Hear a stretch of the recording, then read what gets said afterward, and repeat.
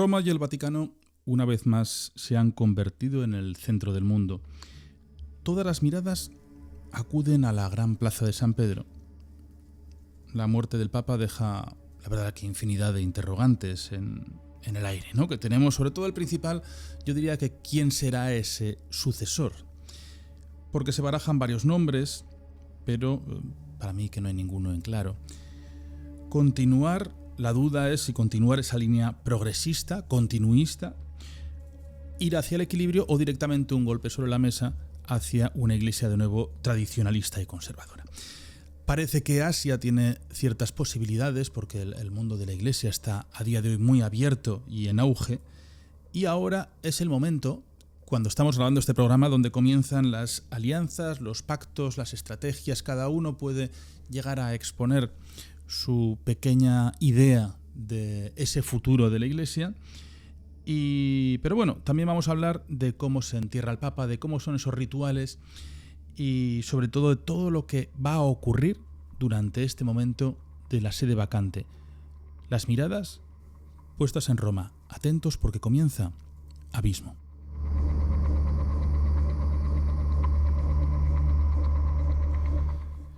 ¿Qué tal? Muy buenas noches, Silvia. Muy buenas noches, ¿qué tal? Estamos en unas fechas, bueno, que a mí siempre me atrae mucho todo lo que está ocurriendo cada vez que hay una muerte, un fallecimiento de un papa, así que vamos a analizarlo, porque además tú tienes muchos datos de todo lo que se nos plantea durante estos días. Pues vamos a ir tratándolos. Jaime, buenas noches. Buenas noches, Silvia. Buenas noches, Nacho. La verdad es que estamos en uno de esos momentos históricos que nos da la elección, bueno, la muerte de un papa y la posterior elección de un nuevo papa, porque lo cierto es que, aunque es verdad que ha habido papas que han sido extremadamente breves, lo normal es que un papado, pues bueno, pues dure unos cuantos años. De hecho, si lo pensamos, en toda nuestra vida nosotros va a ser el cuarto papa que conozcamos. Y la verdad es que cuando los papados se prolongan por quizás 15, 20 años, pues la verdad es que hacen que ese pontífice pueda sentar una gran base sobre su ideología, sobre su pensamiento, siempre y cuando le dejen, ¿no? Lo que pasa es que tampoco creo que se busque un papado muy extenso en el tiempo. Por eso yo siempre soy muy de descartar todos aquellos que tienen entre 60 y 65, que hay cardenales de 55 a 65, que esos habitualmente se descartan porque, claro, podrías tener un papado de 20, 30 años. Efectivamente, en Roma o en el Vaticano no suelen gustar los papados largos. De hecho, efectivamente, hay un límite de edad para ser elegido como papa de 80 años, pero es cierto que normalmente los cardenales, incluso hasta los 60, 60 y pocos años, ni siquiera son elegibles, pero no suelen ser tenidos en cuenta en las quinielas, ni suelen ser los candidatos, digamos, más probables. Que, ojo, no quiere decir que eso no pueda cambiar. No, claro, es que lo de las quinielas, por ejemplo, Juan XXIII, Juan Pablo II no estaban previstos ni de coña, y de pronto pues salieron elegidos. Claro, o sea, hoy por ejemplo vamos a hablar de varias cosas, ¿no? Vamos a hablar de los ritos que se realizan una vez muere el Papa. Vamos a hablar sobre cómo se desarrolla el cónclave, esa reunión en la que se elige por parte del Colegio Cardenalicio a un nuevo Papa, y vamos a hablar también de algunos candidatos.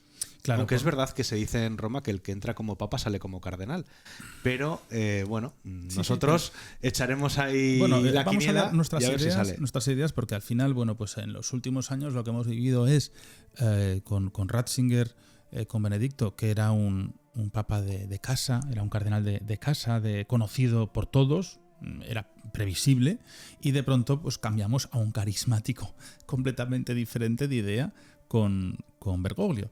Así que es un tema para mí muy importante. Y claro, como yo me pongo a ver el telediario, que hay cualquier mesa de debate y hay mil ideas de cómo funciona la sede vacante, no confundir con el sedevacantismo, que ya estuvimos hablando en su día, que eso es el conflicto que hay post Concilio Vaticano II, donde no están de acuerdo en que haya una continuidad de esos papas por haber cambiado de papado durante antes de finalizar ese Concilio Vaticano II, pero bueno, lo que he hecho directamente es traer la Constitución Apostólica, que es el Universi Dominici Gregis, que esto simplemente es sobre la sede vacante de la sede apostólica y la elección del Romano Pontífice. A todos los cardenales, en cuanto entran por la puerta, se les entrega esto, que se tienen que estudiar y tienen que cumplirlo absolutamente a rajatabla. Aquí está desde el inicio, cuando ya está enfermo el Papa, donde ahí está prohibido terminantemente recoger cualquier tipo de imagen, cualquier tipo de sonido, porque está actualizado hacia la informática ya y hacia las tecnologías. Y bueno, esto es la formulación que hizo Juan Pablo II, y más adelante Benedicto XVI hizo alguna pequeña modificación, y parece que el Papa Francisco solamente ha modificado el número de cardenales de los 120 que estipulaba Benedicto XVI. Bueno, pues a día de hoy electores tenemos 138, que es un récord. Yo no sé si podemos estar ante realmente el cónclave más importante de la historia de la Iglesia reciente muchísimos años, porque al final estamos en una época de dominio mundial geopolítico, de poder, de economía. Hay que imaginar que la representación de los cardenales es de todos los rincones del mundo. Al final los cardenales son los que representan la Iglesia de todas las zonas del mundo, dentro de la Santa Sede, dentro del Vaticano. Y para hacernos una idea, el máximo de los máximos, que ya fue cuando eligieron a Francisco, eran de 48 países, y ahora estas votaciones van a ser de 73 países.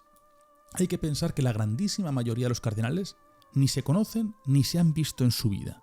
Entonces ahora hay unos días, conforme van llegando la tecnología y los medios de comunicación,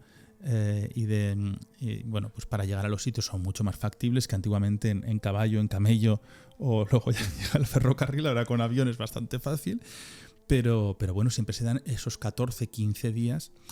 Bueno, cuando se dice ¿por qué se tarda tanto en iniciar un cónclave? ¿Por qué son 14-15 días? Máximo 16, porque es lo que se estipula para que estén todos los cardenales ya en la Santa Sede, porque es obligatorio. Pero si están todos antes, pueden decir, oiga, empezamos mañana, que estamos ya todos. Bueno, en este caso ya se ha fijado una fecha para comenzar el cónclave, que es el día 6 de mayo, con lo cual ese es, digamos, el plazo que tienen los cardenales para llegar a Roma. Realmente hay 252 cardenales, lo que pasa es que 135 de ellos son electores y elegibles, pero la última noticia que tengo es que realmente van a ser 133, porque hay 2 que han confirmado su ausencia por motivos de salud, ¿no? Estamos hablando pues que muchas veces los cardenales, incluso estos elegibles, están cerca ya de los 80 años, son personas mayores. Pero ojo, porque lo de los motivos de salud lo leeremos ahora, es muy complejo el ausentarse, porque hay una comisión de enfermos dentro de ese cónclave que les obligan a estar allí. O sea, lo importante aquí es que durante estos días la vida es dentro de la Ciudad del Vaticano. Es pequeña la Ciudad del Vaticano, pero da para todo, absolutamente para todo, con unos jardines magníficos y la mejor basílica que pueden encontrar en el mundo, edificios, gastronomía, todo lo que quieran. La idea es que nadie sale de esos muros, y cuando comienza el cónclave, os iremos contando, no pueden tener acceso ni a un podcast, ni a la radio, ni a prensa, ni a internet, ni a nada. Están completamente exentos del mundo, y las personas que entran allí de fuera, que es muy raro que entren de fuera, porque incluso el servicio, los camareros, limpieza, desde ya están dentro, no pueden tener contacto con los cardenales hablándoles de lo que está ocurriendo en el exterior. Sí, fíjate, Nacho, que desde hace ya un tiempo, cuando se celebra este cónclave, los cardenales donde viven es en la casa de Santa Marta, con lo cual tampoco te creas que tienen acceso. Bueno, tampoco te creas, no, es que no tienen acceso a todo el Vaticano. Realmente están recluidos en la casa de Santa Marta, que es enorme, en un edificio inmenso. Sí, es un edificio muy grande. Luego los trasladan al Palacio Apostólico, se reúnen en cónclave y luego vuelven a la casa de Santa Marta. Todo el personal necesario de seguridad, de servicio, médico, absolutamente todo ese personal está también allí recluido, y además se ha llegado hasta el punto de que, por supuesto, no se pueden entrar móviles a la Capilla Sixtina, pero tampoco a la Casa Santa Marta, y incluso se colocan diferentes inhibidores de frecuencia para que nadie, absolutamente nadie, pueda entrar ningún dispositivo que haga que salga información al exterior o que del exterior se pueda filtrar información. Precisamente el nombre cónclave viene pues del hecho de que es una reunión bajo llave, con llave, y por lo tanto una reunión secreta. De hecho, hasta que termina no se sabe absolutamente nada de lo que pasa dentro. Y bueno, todos tenemos, yo creo, en la cabeza esa imagen, ¿no? De cuando cierran la Capilla Sixtina, se engarzan unas cadenas y además se lacra, ¿no? Bueno, pero luego veremos que tampoco es así, porque se puede abrir de vez en cuando. Claro, tienen que salir diferentes cardenales a tomar votos a los enfermos. Por supuesto, pero además también tenemos que pensar que esa gente tiene que comer, tiene que ir a misa, puede tener que ir al baño. O sea, es decir... Bueno, pero lo tiene. Esto vamos a ir hablando porque me parece muy interesante todo lo que hay aquí escrito. ¿Por qué 80 años? Bueno, aquí lo pone, ¿no? Que Pablo VI ya es el que impone que la edad máxima sean 80 años. Realmente la razón de esta disposición es la voluntad de no añadir al peso de tan venerable edad la ulterior carga constituida por esta responsabilidad. Bueno. Pues bien, me parece bien porque hay veces que ha habido papas con 90 años, eso me parecía un poco absurdo. Cónclave, las elecciones, ¿cómo funciona todo? Oye, comenzamos desde el inicio, desde la muerte del Papa.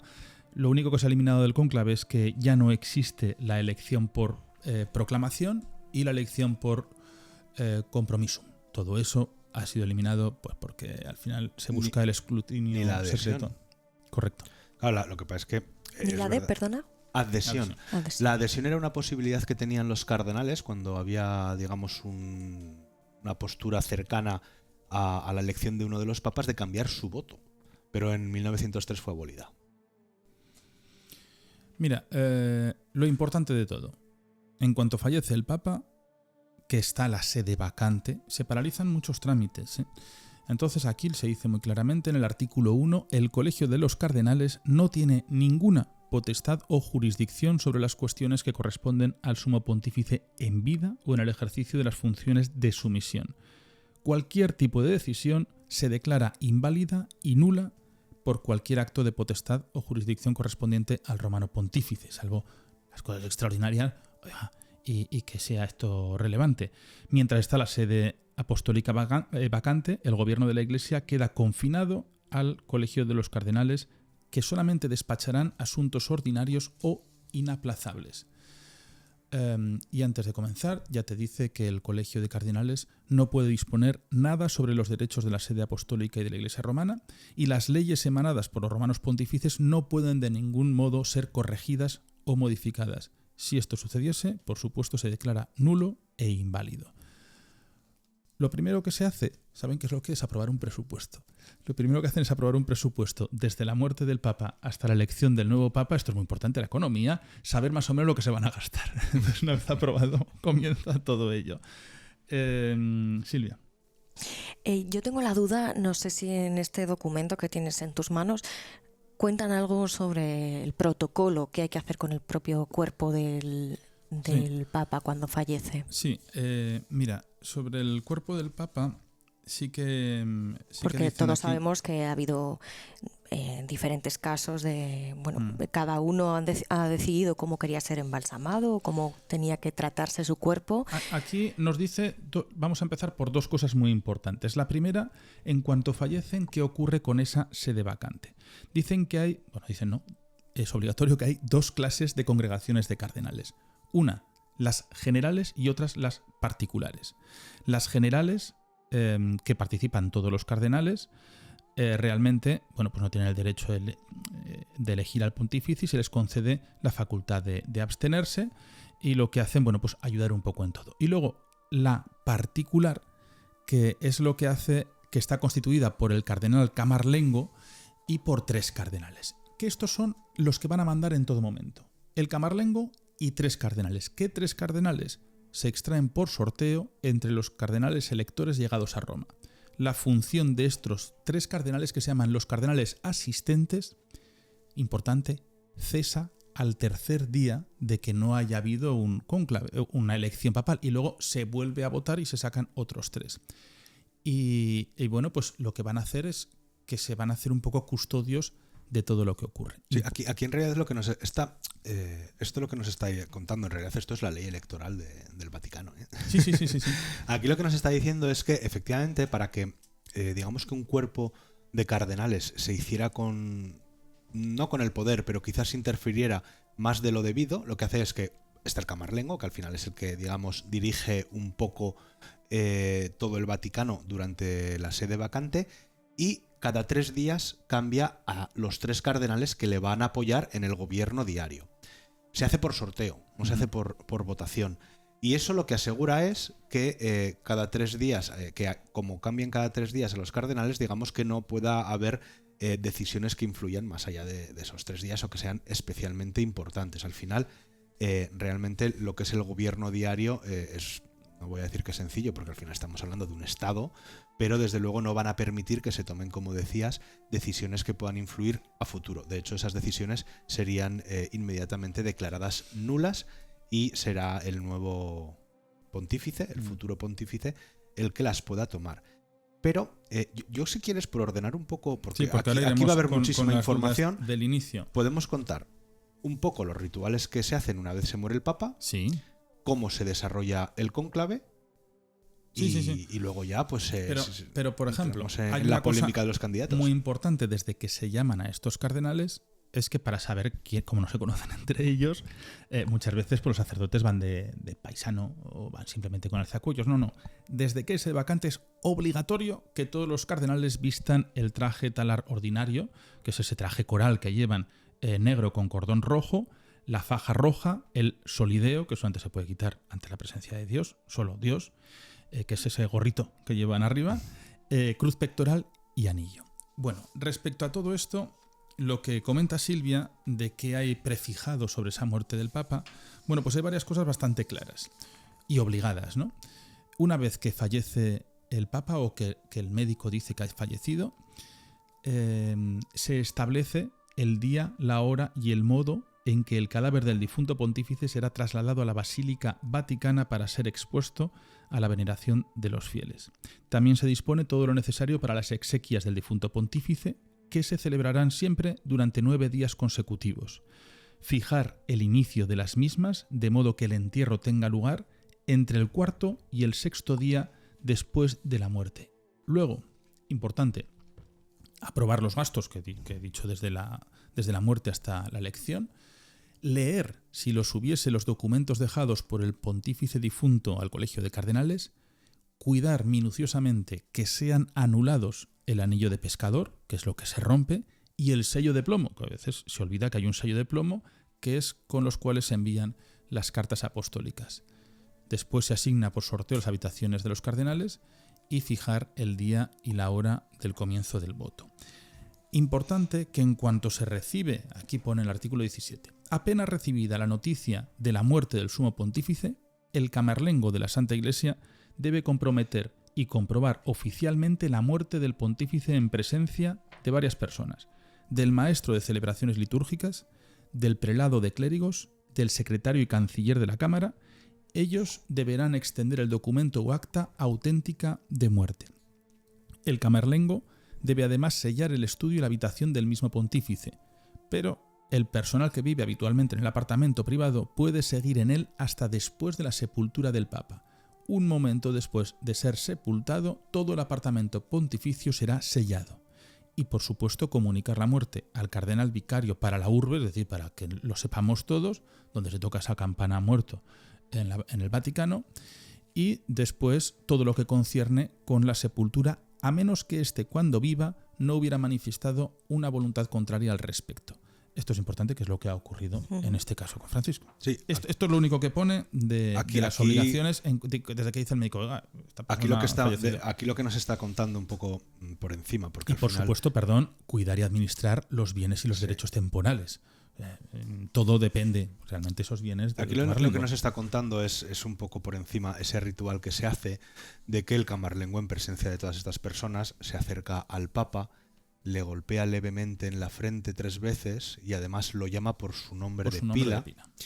Y con esto certifican que está muerto, ¿no? Un martillo de plata. Exacto. Luego, obviamente, amartillan el sello papal y y el sello de plomo para que no se puedan firmar más documentos. Y una cosa bastante... El anillo papal, perdón, también es importante porque se utilizaba antiguamente como sello. O sea, sí, es la simbología que queda del sellar esos documentos. Esto anda que no ha habido falsificaciones y conspiraciones con los anillos y sellos papales para que han determinado destruirlos por completo. Si no, te imagínate en aquella época. Claro. Y de hecho hay una cosa interesante aquí, y es que si bien el personal puede vivir en el apartamento de residía el Papa, que obviamente hay que entenderlo como que es la planta, prácticamente la planta entera de un edificio, o sea, es bastante grande, lo que sí que se hace es sellar el estudio. Uh-huh.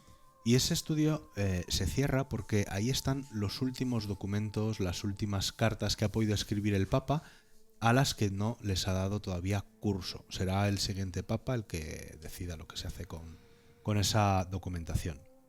Pero bueno, una vez el Papa, bien, como bien dice el documento, es enterrado, es sepultado, recibe sepultura, bien como con las formas tradicionales, o bien como al dejado por escrito, que por cierto es interesante que este Papa no quiere ser enterrado en el Vaticano, sino en Santa María la Mayor. Esto es una cosa, un cisma un poco complejo, porque desde el siglo XVII no ocurre esto, no ocurre en Santa María la Mayor, pero cierto es que creo que en el Vaticano, en las criptas, había unos 90 papas enterrados. ¿Te suena a ti? Bueno, lo que ocurre es que Bergoglio tiene una relación muy especial con esta iglesia en la que quiere que se le entierre, porque, bueno, sabéis que ha sido el Papa de los récords y que ha realizado 104 viajes apostólicos. Pues bien, al inicio y al volver de cada uno de esos 104 viajes, él se ha parado a rezar en esta basílica de Santa María la Mayor, siempre, en cada uno. Entonces, su deseo era que mi último viaje terrenal termine precisamente en este antiguo santuario mariano, donde siempre me detengo a rezar al inicio y al final de cada viaje apostólico, confiando mis intenciones a la Madre Inmaculada y dando gracias por su dulce y maternal cuidado. Esto es lo que dejó Bergoglio en el testamento. Bueno, pues también me parece una cosa especial, sí, ¿no? Bueno, él dijo que es la imagen de una virgen más bella que ha visto en su vida. Lo que pasa es que, claro, ahí entra esa forma de pensar humana, ¿no? Irracional. Decir, bueno, y esta persona que ha sido tan rompedora en la Iglesia, ¿por qué no se quiere enterrar con los últimos papas? Parece que quiera huir, ¿no? Por lo menos es la impresión que genera todo esto. Bueno, Santa María la Mayor, una de las iglesias basílicas más importantes que hay en el mundo, en la cima del monte Esquilino, que recuerda las 7 colinas que hay en Roma, pues sobre una de ellas, sobre Esquilino, es donde se encuentra esta basílica maravillosa, que es el primer santuario mariano de Occidente, y ahí tenemos 7 papas enterrados. Fíjate que es curioso, ¿eh? Yo creo que, aunque no lo haya dicho el Papa, vamos a meternos un poco, a intentar meternos en su cabeza, pero esta catedral con forma de basílica tiene cimientos paleocristianos. De hecho, fue el antiguo templo de Cibeles. El Papa Liberio quien la mandó construir en el 360, después de que un patricio y su mujer tuviesen la aparición de la Virgen en sueños, porque no tenían herederos, y les dijera que les marcaría el lugar donde tenían que construirle una basílica. Esto ocurrió 2 años antes, en el 358. Y casualmente, en una nevada bastante inusual, el 5 de agosto de 358, en la nieve quedó marcada la planta de lo que luego sería la basílica. Con lo cual, bueno, pues parece ser una especie de milagro, y de ahí que también se le conozca como la Virgen de las Nieves. Claro, es esa imagen, ese icono de los Teótocos, que se conoce como ese estilo bizantino, que significa la Madre de Dios, la que dio luz a Dios. Y bueno, es un icono que está datado en el 590 después de Cristo, es decir, sería de las primeras comunidades cristianas que habría en Roma. Dimensión media, 117 por 79, y pintado sobre madera de cedro con esas letras de MP, la O y la Y, que en griego significaría Madre de Dios. Ahí están los 7 papas enterrados. Los tengo aquí. Pero fíjate que esta basílica es la única que no tiene forma de cruz, como debería ser lo habitual, y de hecho conserva, efectivamente, es como un salón. Tú entras allí, todas las paredes decoradas de oro, que existe la leyenda, la historia de que fue el propio Colón el que llevó ese lote de oro hasta Santa María la Mayor para decorarlo, porque ese oro venía de las Américas, ¿no? Bueno, pero esta basílica con esta forma de sala, al final mantiene la estructura de un templo romano, o sea, de un templo pagano. Es la única que existe con estas características y llama la atención y tú entras y dices, que haya sido elegida. Vaya salón precioso, con esos suelos que son maravillosos y es muy espectacular. De hecho, como relación importante para el Papa, cierto es que la primera misa de San Ignacio de Loyola, es el capitel y el pilar de los jesuitas, fue en esa iglesia en Navidad. Entonces la primera misa que él hizo cuando tomó los votos como sacerdote fue en Santa María la Mayor de Roma. Sí, de hecho, si te fijas cuando entras, si no recuerdo mal, todas las dos columnatas que hay a los lados son con capiteles jónicos, ¿no? Que es muy, muy tipo romano. De la primera parte del Imperio Romano, antes luego de los dóricos y los corintios.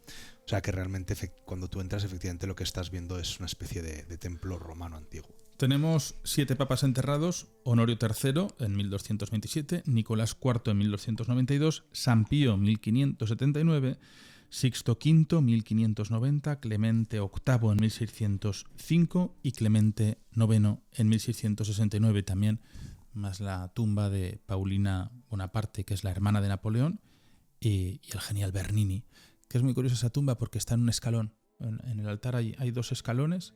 Pues en uno de ellos está Bernini, que aparece ahí enterrado de una forma muy, muy, muy sencilla, grabada en el escalón, y abajo el escudo de armas. Qué bonito, la verdad que llama mucho la atención toda esa parte del altar, ¿verdad? Cuando estuvimos allí, y además mucha gente, me sorprende, que se hace selfies todo el rato. Es de las basílicas, de las iglesias del mundo, donde más selfies se hacen los turistas. Bueno, sabes que habitualmente el turismo se ve desde el móvil cuando llegas a casa, ¿no? No se ve la realidad, es una cosa... Es una pena y mira, aprovecho para hacer un llamamiento a todas las personas que el año que viene vayan a ver una procesión de Semana Santa, como desgraciadamente he visto yo este año, que por favor, o sea, la vean, pero la vean con sus ojos, que si quieren un buen vídeo, luego en YouTube o en televisión lo van a tener. Tampoco creas. Pero que no se peguen 2 horas con el móvil levantado, primero porque tapan a los detrás y segundo porque no están disfrutando del momento. Pero tú eres alto. Bueno, me da igual, Nacho, pero me parece increíble. Es como ir a un concierto y pegarte 1 hora con el móvil levantado mirando la pantalla a ver si lo estás grabando bien. Disfruta del concierto. Ya lo verás luego en YouTube, que seguro que alguien lo ha grabado mejor que tú. Pero bueno, ya tenemos al Papa enterrado en Santa María la Mayor. ¿Cómo se desarrolla el Oye, perdonadme, pero es que no no hemos hablado nada del proceso de embalsamamiento. Sí. Y lo que él pide. Porque él pide, hay una continuidad en la tradición, pero el 29 de abril de 2024 él cambia. Entonces, él decide una austeridad y simpleza, que esté expuesto en su ataúd final con ese terciopelo rojo, abierto, que además fue abierto por la Plaza de San Pedro, hábito rojo, siempre eso, el palio blanco, que tiene que estar como arzobispo de Roma, que el palio es un poco esa cinta que llevan en el cuello y que luego baja hacia abajo, que lleva 4 cruces negras, la mitra, simple, muy simple, y importante que pidió ser enterrado con sus zapatos negros, en lugar de ser enterrado con los clásicos zapatos de papa, y una lápida que solamente va a poner Franciscus, solamente va a poner el nombre del Papa, muy sencilla. No quiere monumento funerario y eso en el año 2022 es lo que determina que ponga Franciscus en el suelo. Eso sería lo que él pide. A partir de allí, bueno, que hagan lo que crean conveniente, que aquí es donde llega el embalsamamiento, porque al final tiene que estar expuesto. Hay que recordar que ha habido embalsamamientos tremendos. No me acuerdo desastrosos, qué papa fue. Pío XII. Pío XII que incluso estaban vomitando, esto es así, la Guardia Suiza y todos los que lo portaban porque pusieron mal el compuesto y se empezó a descomponer a una velocidad tremenda. Es que lo hizo el propio Papa, dejó como encargado a un médico amigo suyo que tenía en teoría pues una... oftalmólogo o algo de eso. Sí.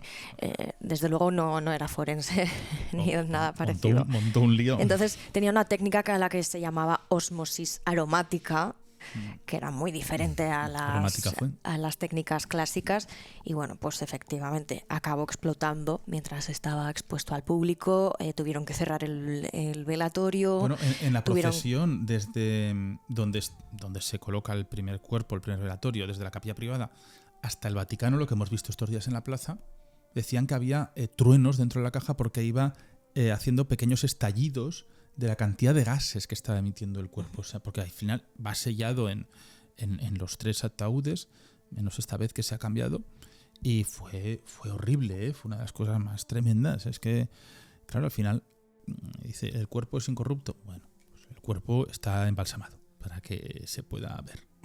Fíjate que el tema de los zapatos negros también fue una cosa que cuando le embistieron papa a Francisco, no quería ponerse los zapatos rojos que le tienen preparado.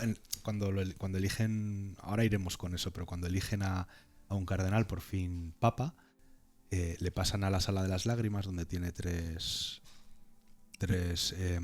ropajes de papa, con, claro, pues talla grande, mediana y pequeña, porque no saben quién va a ser elegido, entonces tienen 3 tallas y varios pares de zapatos rojos. Dijo que sus zapatos de toda la vida que le gustaban, negros. Y además otra cosa bastante, yo creo que importante, porque fue quizás una de las primeras, si no la primera decisión que tomó como papa, es que su anillo no fuera de oro, que fuera de plata, que obviamente y la cruz pectoral también muy barata en comparación con el oro, ¿no? Pero él ya desde un principio sí la que austeridad ha formado parte efectivamente, de su sí que dejó papado. patente que él no quería una iglesia ostentosa, que él quería volver a la iglesia de los pobres, quizá también por eso a la iglesia antigua, a la iglesia de Jesús, y quizá por eso también Santa María la Mayor, ¿no? Porque es un templo que comienza de forma paleocristiana. Es que me río del lío que montó con esa cruz pectoral, porque tener al Papa con la cruz pectoral de plata significó que todos los obispos que llevaban la cruz de oro se la tuvieron que cambiar corriendo, no fuese a ser que fuesen de mayor nivel que el Papa. Y esto ocurrió, de ir corriendo y decir, bueno, denme otra cruz pectoral que la tengo de oro. pero claro. Bueno, cosas que pasan. Bueno, Silvia. No, por terminar el proceso de preparar el cuerpo para todo este velatorio que dura varios días. Bueno, de hecho, desde el lunes 21 que falleció hasta hoy, que ha sido el funeral sábado, bueno, pues imagínate si esto no lo preparan. Entonces, ¿qué es lo que se suele hacer? El protocolo habitual en estos casos es que lo primero se limpia muy bien el cadáver para que queden las menores bacterias posibles, y esto no acelera el proceso de descomposición. Y luego además se cambia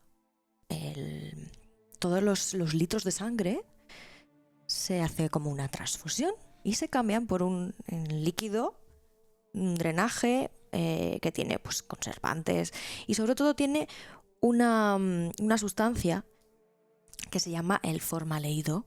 A ver si lo tengo por aquí para leeros exactamente qué es lo que hace el formaldehído. Bueno, antes hay que masajear sus músculos también para que en el momento en el que lo están preparando ya le puedan aplicar todas estas técnicas, porque sabemos que luego el rigor mortis se pasa las horas, pero tienen que empezar. Cuando llega la muerte comienza el rigor mortis. Claro, además es del cuello a los pies, y luego se deshace también del cuello a los pies, o sea, no es desde los pies otras para arriba. Sí, normalmente cuando a las 6 horas ya el cuerpo suele estar bastante rígido y dura hasta las 24 más o menos. Y bueno, antes se hacían todos los embalsamientos con etanol, lo que se busca es la deshidratación, y esa deshidratación luego lo que se hace es hidratar con diferentes. Es que la mejor que hemos tenido es Pedro Ara Sarriá, que era el mejor anatomista que ha habido en la historia y que fue el que embalsamó a Eva Perón, también Argentina. Fíjate que puede haber sido la familia Perón, la familia Sarriá, ¿no?, que podía haber utilizado ese embalsamamiento, pero bueno, el doctor Sarriá se llevó su receta de la parafinización a la tumba. En este caso, lo lógico es pensar que han utilizado la sustancia esta que decimos de formaldehído, y lo que hace es eliminar bacterias internas residuales y fijar las proteínas celulares. Esto es lo más importante, porque así impide que esas células, esas enzimas naturales del organismo, bueno, pues tarden mucho más en iniciar ese proceso de degradarse.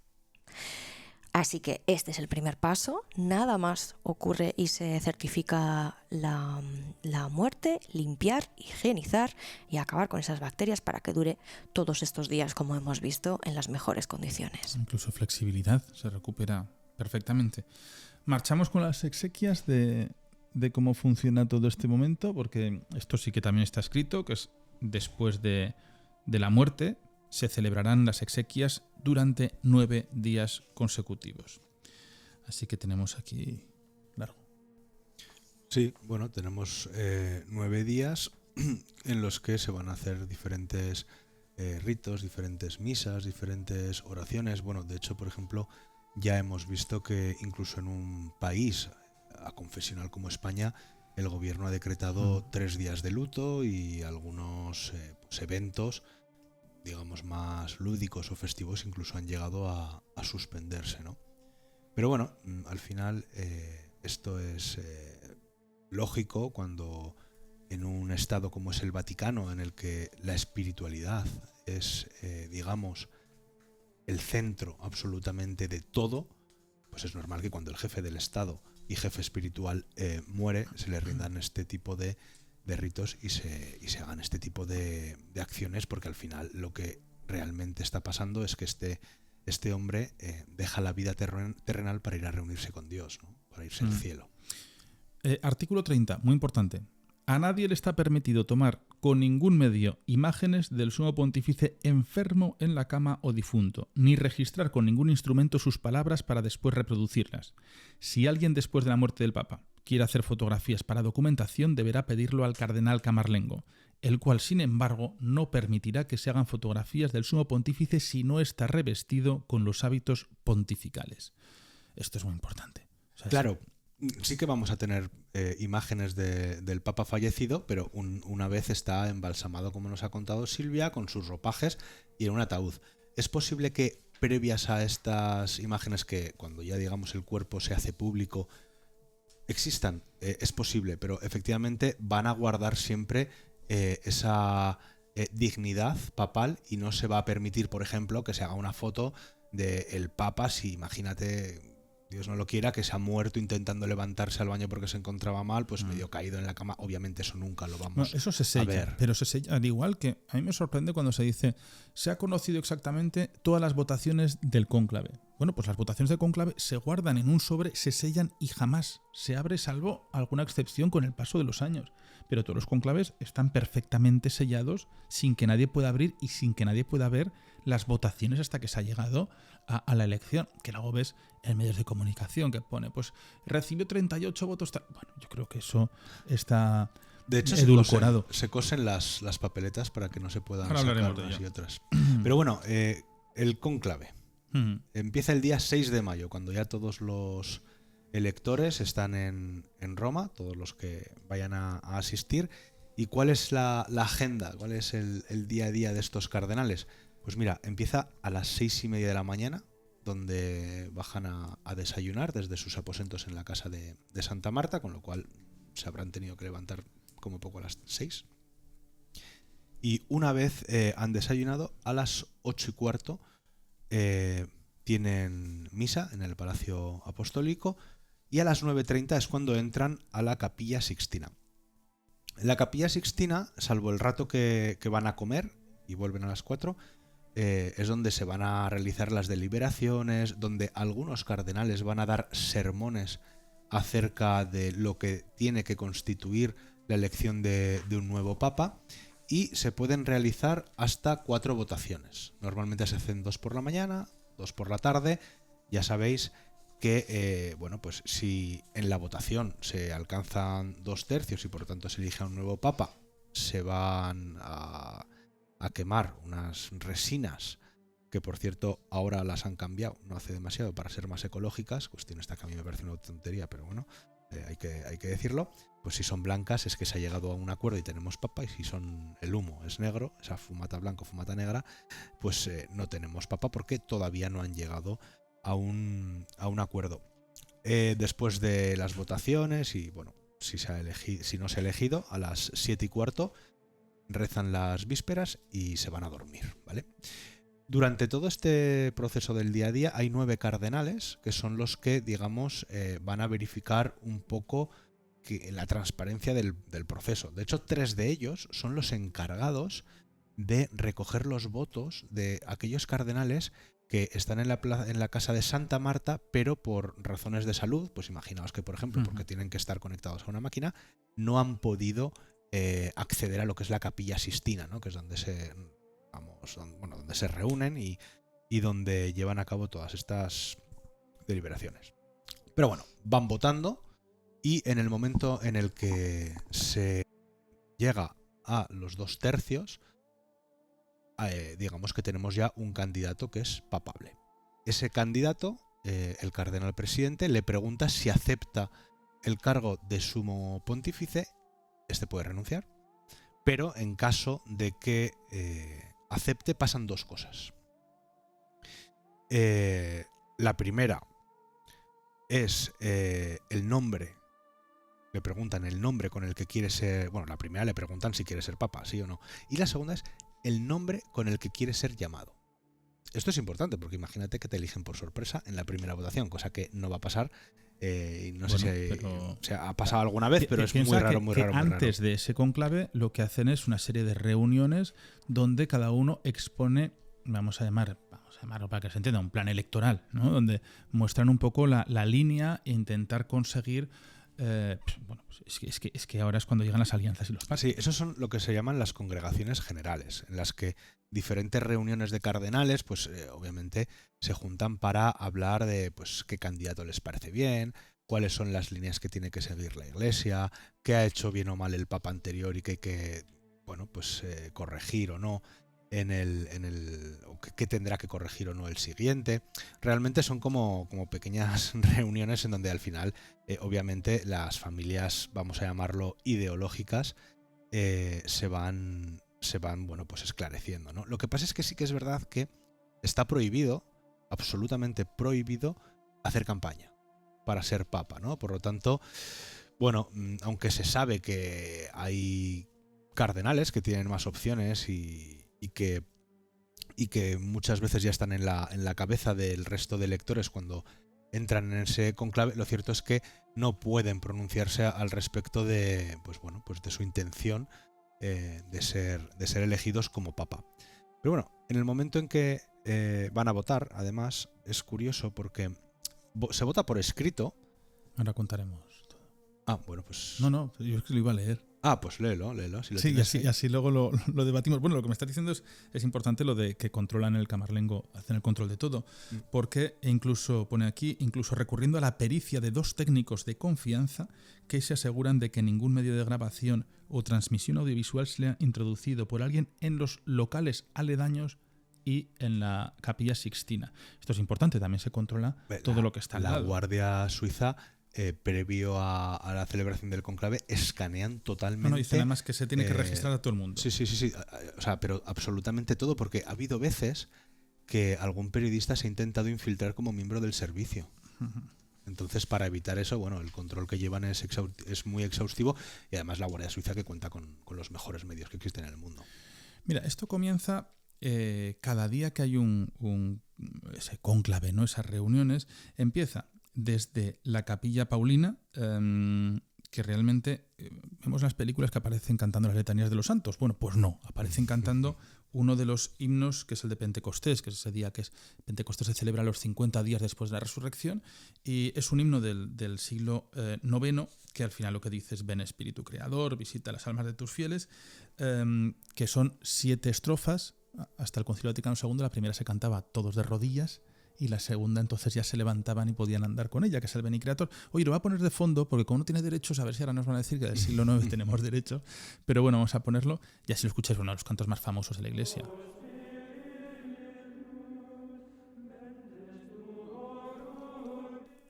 Bueno, y aquí nos dice que desde esa capilla, con el hábito coral, irán en solemne procesión invocando el canto del Veni Creator, porque como bien se dice, es por inspiración y obra del Espíritu Santo.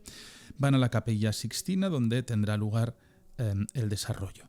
Participan en la procesión el vicecamerlengo, el auditor general de Cámara Apostólica, 2 miembros de cada uno de los colegios de protonotarios y los prelados auditores de la rota romana y los clérigos de Cámara.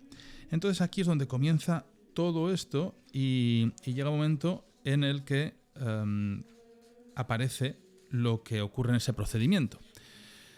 Se requieren al menos 2/3 de los votos, es decir, estaríamos en torno a 90 lo que van a necesitar. Ya en la tarde del primer día se tendrá un solo escrutinio. En los días sucesivos, si la elección no ha tenido lugar en el primer escrutinio, se realizarán 2 votaciones por la mañana como por la tarde. ¿Cómo funciona? El proceso de escrutinio se desarrolla en 3 fases. El preescrutinio, que comprende la preparación y distribución de las papeletas por parte de los ceremonieros, quienes entregan por lo menos 2 o 3 a cada cardenal elector.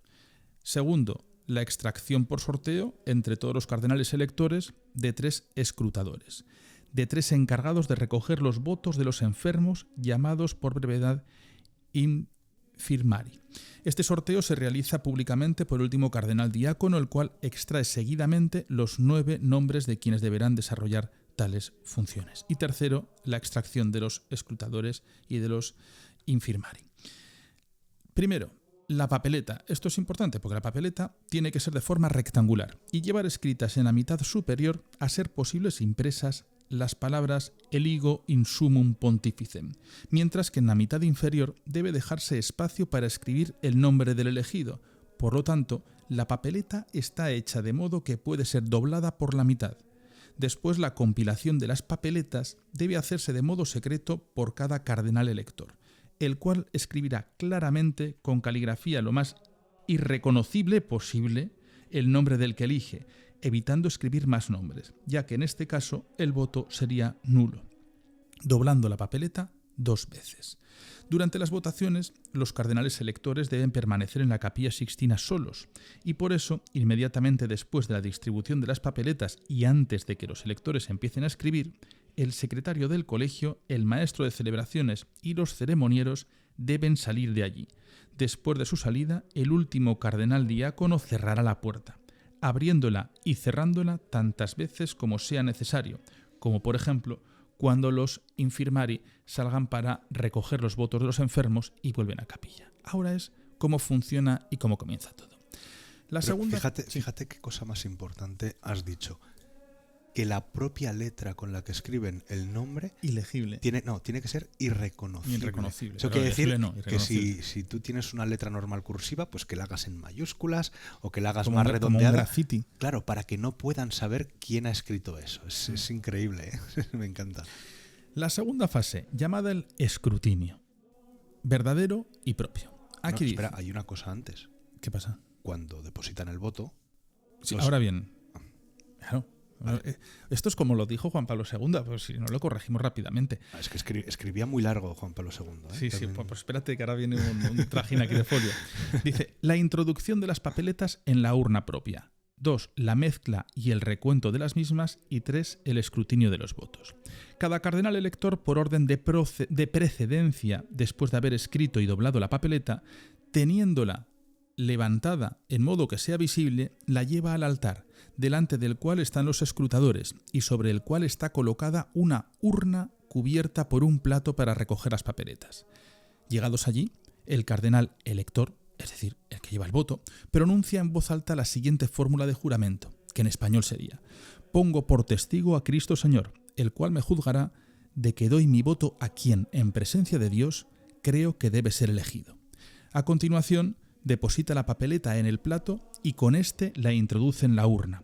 Hecho esto, se inclina ante el altar y vuelve a su sitio. Si alguno de los cardenales electores presentes en la capilla no puede acercarse al altar por estar enfermo, el último de los escrutadores se acerca a él, previo el mencionado juramento, entrega la papeleta doblada al mismo escrutador, el cual la lleva de manera visible, como han hecho el resto, al altar y sin pronunciar el juramento la deposita en el plato y con este la introduce en la urna. Ahora, los enfermos. Si hay cardenales electores enfermos en sus habitaciones, que están bastante lejos, la Capilla Sixtina y un buen paseo, a los cuales los infirmari se dirigen a ellos, atención, con una caja. La caja que tenga en la parte superior una abertura por donde puede introducirse una papeleta doblada. Los escrutadores, antes de entregar esta caja a los infirmari, la abren públicamente, de modo que todos los electores puedan comprobar que está vacía. Después la cerran y depositan la llave sobre el altar.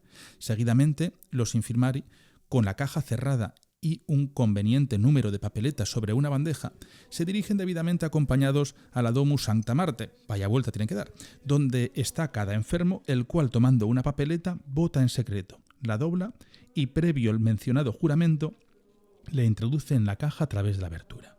Si el enfermo no está en condiciones de escribir, porque aquí están en todo por si acaso, uno de los 3 infirmari u otro cardenal elector escogido por el enfermo, no vaya a ser que no se fíe, después de haber prestado juramento ante los mismos infirmari de mantener el secreto, lleva a cabo dichas operaciones. Después de esto, los infirmari devuelven la caja a la capilla, que será abierta por los escrutadores una vez que los cardenales presentes hayan depositado su voto, es decir, al final de todo. Las ponen una a una en el plato y se introducen en la urna. Una vez que todos los cardenales electores hayan introducido su papeleta en la urna, cuando hayamos acabado, el primer escrutador las mueve varias veces para mezclar las papeletas e inmediatamente después el último escrutador procede a contarlas, extrayéndolas de manera visible una a una de la urna y colocándolas en otro recipiente vacío, ya que está preparado para ello. Si el número de papeletas no corresponde al número de electores, es decir, si hay cualquier tipo de torpeza, hay que quemarlas todas y proceder inmediatamente a una segunda votación. O sea, hay que estar siempre muy atento a poner una y no 2. Si por el contrario corresponde al número de electores, se continúa sin ningún problema el recuento como se dice ahora. Los escrutadores se sientan en una mesa colocada delante del altar. El primero de ellos toma una papeleta, la abre, observa el nombre del elegido y la pasa al segundo escrutador, quien, comprobado a su vez el nombre del elegido, la pasa al tercero, el cual lo lee en voz alta e inteligible, de manera que todos los electores presentes pueden anotar el voto en una hoja. Es decir, que como no se fían, cada uno hace sus propias cuentas y sus propias quinielas. Llevan el conteo, a ver. El mismo escrutador anota el nombre leído en la papeleta.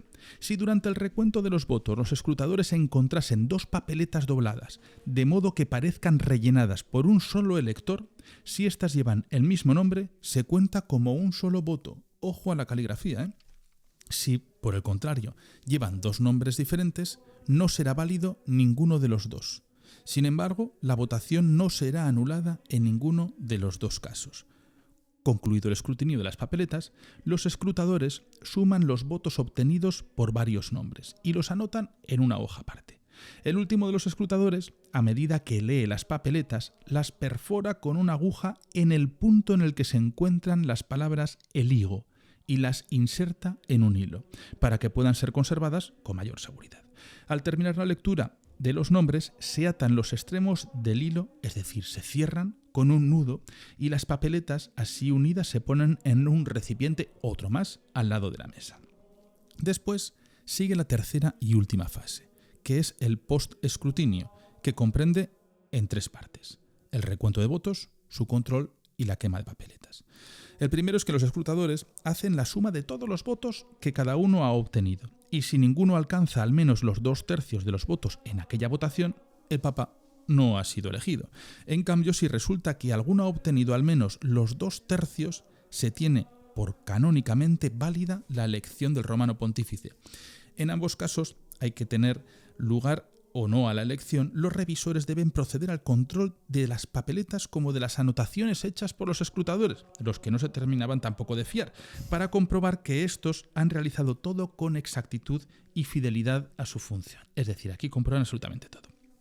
Inmediatamente después de esta revisión, antes de que los cardenales electores abandonen la Capilla Sixtina, todas las papeletas son quemadas por los escrutadores, ayudados por el secretario del colegio y ceremonieros, es decir, que ya han entrado otros a la capilla, llamados entre tanto por el último cardenal diácono. Es decir, las papeletas cuando se queman ya está abierta esa Capilla Sixtina. En el caso de que se debiera proceder inmediatamente a una segunda votación, las papeletas de la primera votación se quemarán solo al final junto con las de la segunda votación. Ahora, ordeno a todos y cada uno de los cardenales electores que, a fin de mantener con mayor seguridad el secreto, entreguen al cardenal camarlengo o a uno de los 3 cardenales asistentes los escritos de cualquier clase que tengan consigo relativos al resultado de cada escrutinio para que se quemen junto con las papeletas. Es decir, que no se le lleven con el bolsillo a la habitación. Además, se establece que, y acabo ya, que al finalizar la elección, el cardenal camarlengo redacte un escrito que debe ser aprobado también por los 3 cardenales asistentes, el cual declare el resultado de cada una de las votaciones de cada sesión. Este escrito será entregado al Papa, al futuro Papa, y después se conservará en el archivo correspondiente cerrado en un sobre y no podrá ser abierto por nadie, a no ser que el sumo pontífice lo permitiera explícitamente. Bueno, pues esto es en el momento en el que todos se pusieron de acuerdo. Bueno, hay mucho escrito. Claro, pues que está hecho para cualquier duda y despiste que no existan, porque tú lo sabes bien que muchas veces hay dudas y despistes. ¿Y ahora qué hacemos? ¿Y ahora qué tal? No, pues esto más vale leer mucho que tener dudas. ¿Eh, Silvia? Perdón. Es muy interesante porque ponerse de acuerdo 135 cardenales, bueno, hay muchos más en el cónclave, pero con derecho a voto, que son los menores de 80, hay 135. Además, este cónclave va a ser muy especial porque hay 71 naciones representadas. Es la primera vez que hay representantes de tantos países diferentes, aunque Italia sigue teniendo la máxima representación con 17, ¿no? 17. Pero a ver quién se lo da a Italia. Bueno, luego hablaremos, decían, se lo damos a Italia. Pero es que Italia ya le dieron el papado una vez y tardó 500 años en soltarlo. Como es normal. Es complicado. Estarán todos acojonados. Es complicado que pasase esto porque de los 135 que decimos que tienen derecho a voto, 99 de ellos han sido elegidos o designados cardenales por el propio Papa Francisco, con lo cual, bueno, pues se supone que tienen que llevar más o menos una misma ideología, un mismo camino. Yo tenía apuntado que eran 110 ¿de qué? Nombrados por Francisco, y concretamente el 81% de los 135. Mira, si 2 ya hemos dicho que están malos y no van a acudir a Roma. Es que tengo tal cantidad de papeles que lo he dicho antes. Es como si un presidente del gobierno pone a los ministros y son los ministros en las siguientes elecciones lo que eligen. O sea, es decir, sería extraño. Bueno, con derecho a voto son 99, aunque haya más elegidos por el de los nuevos. De los nuevos. ¿No? 99 de los nuevos. Con derecho a voto. Sí. O sea, que entonces son 138. No, son 135. Sí. Lo que pasa es que hay 3 que no... vale, eso serían 138. Hay 2 que no pueden ir. Vale, y ahora se quedan 135. Pero fíjate, ¿por qué al final no van a poder acudir si aquí en esto que nos acabas de leer, bueno, hace un rato, en la primera parte de lo que has leído, sí que se establece que aunque estén enfermos hay que ir a buscar su voto y... Bueno, están en la Antártida. El titular es que han acreditado que por su enfermedad no pueden acudir a Roma.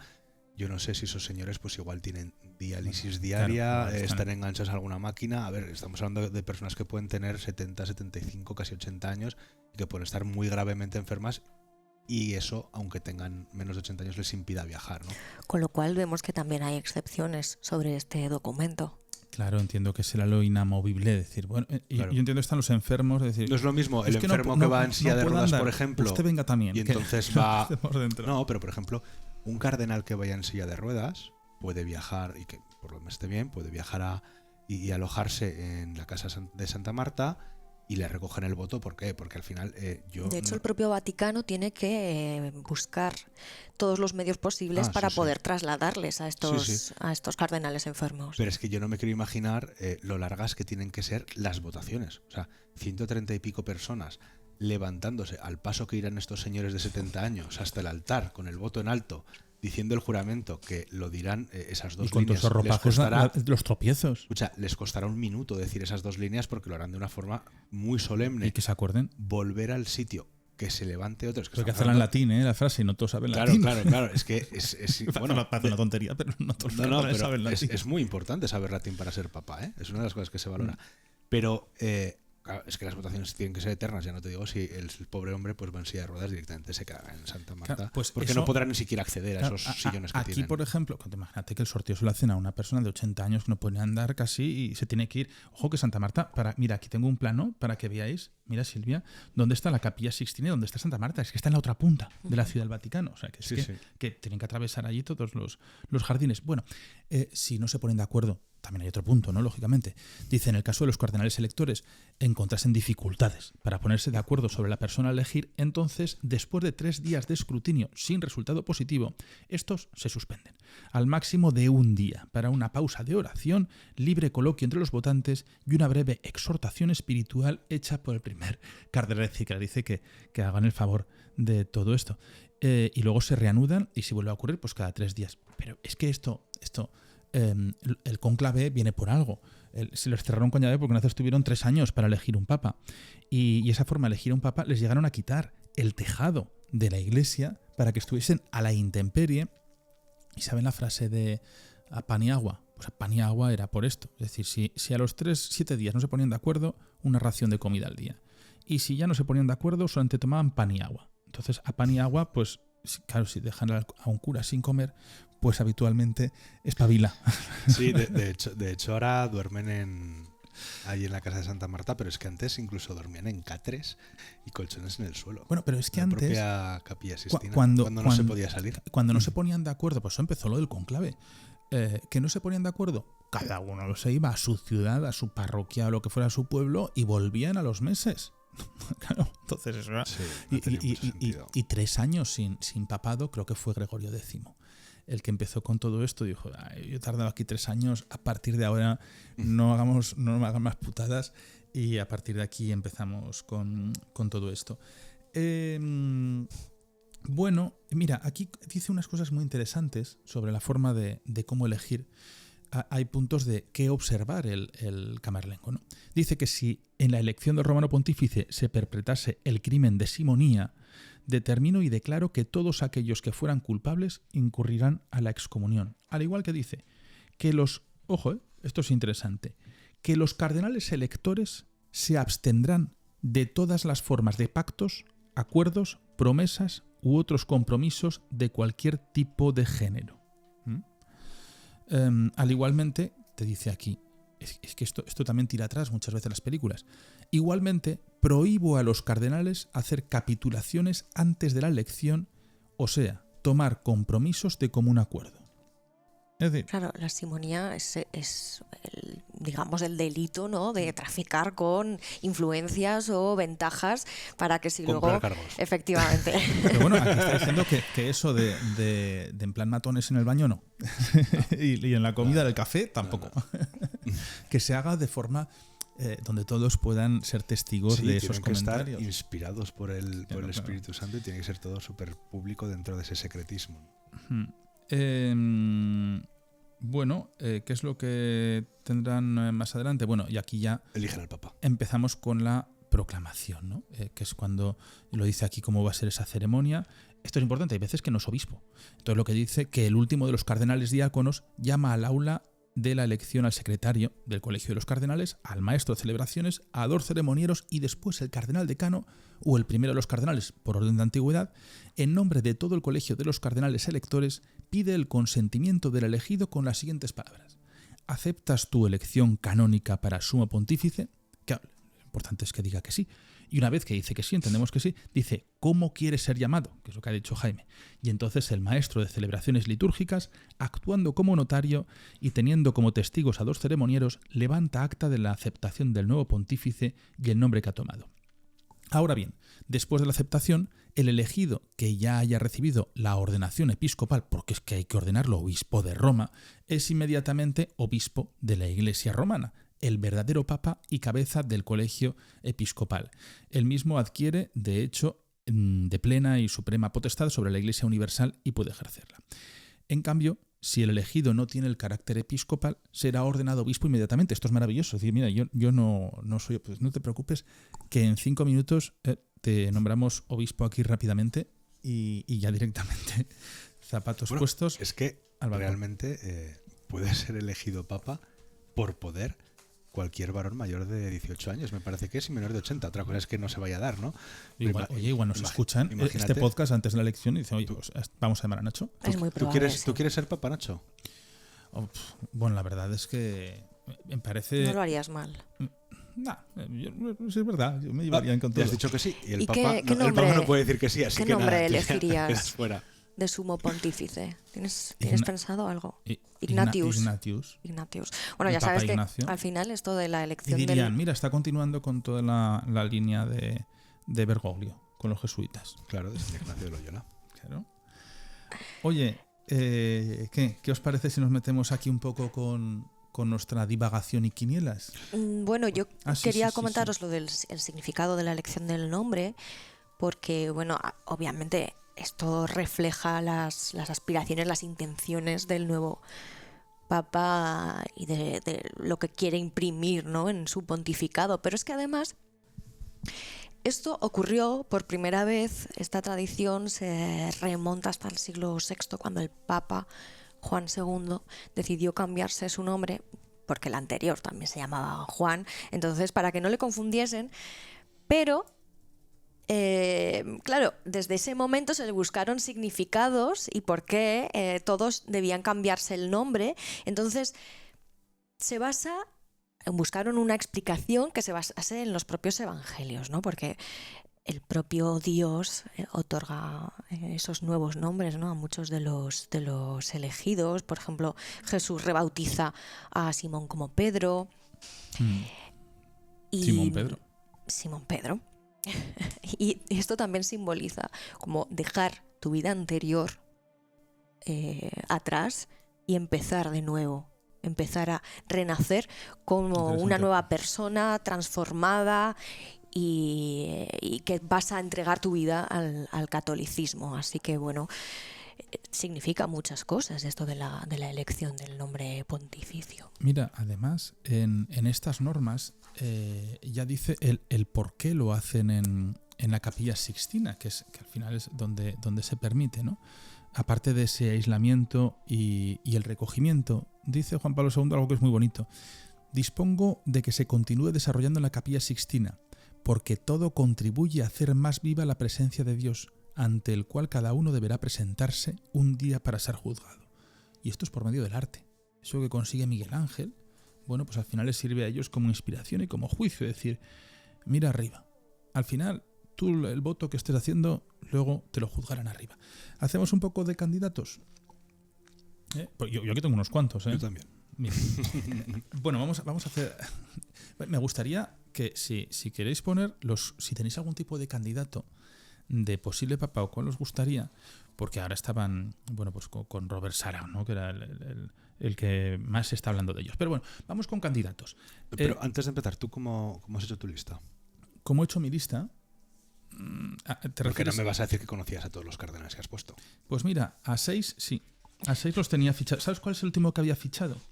El que nombraron hace un mes, porque vi hace un mes que habían nombrado presidente de la Conferencia Episcopal Francesa con un 80% de los votos al arzobispo de Marsella, que al final Marsella es una de las ciudades más multiculturales del mundo. Y digo, ostras, digo, encima este es cardenal, digo, con un 80% de todos los votos de Francia, con lo complicado que es Francia y lo importante también que es en la Iglesia, que tuvo esas disputas con Aviñón y tal y cual. Y lo he puesto, Lo he puesto entre los míos porque no me esperaba que este fuese a tener tanta fuerza. Pero bueno... ¿Sabes cuál ha sido mi método? Dime. Mira, primero he buscado todas las noticias en las que hablan vaticanistas con los posibles candidatos, o los que más suenan. Después he buscado, por supuesto, el historial de estos 10 que al final he elegido. Le he preguntado a ChatGPT y ¿sabes qué más he hecho? Que estos nunca se equivocan. He consultado las casas de apuestas. ¿Ah, sí? Las casas de apuestas casi siempre aciertan si te dejan elegir entre 5 o 6 o 7 u 8, siempre suelen acertar quién es el candidato final. Yo he hecho mis teorías. Así que al final tengo 10. Pues ahora vamos a mirar todos. Yo tengo mis teorías porque empiezo a pensar y digo, vamos a ver, ¿cuáles son los que más fuerza tienen para mí? Pues para mí claramente el que más fuerza tendría es Asia. Asia con el arzobispo de Manila, filipino, me parece muy interesante porque Asia había tenido unos enfrentamientos tremendos muy recientes, las persecuciones a los cristianos. Y ahora en toda la zona de China se están abriendo un montón con las nuevas iglesias, con un buen amigo que es Esteban Naranaz, que él es de Tarazona y está de responsable y misionero en toda la zona de Asia y de China. Y por lo cual ahí he visto algo de luz. Pero luego pienso, digo, bueno, estábamos con los africanos.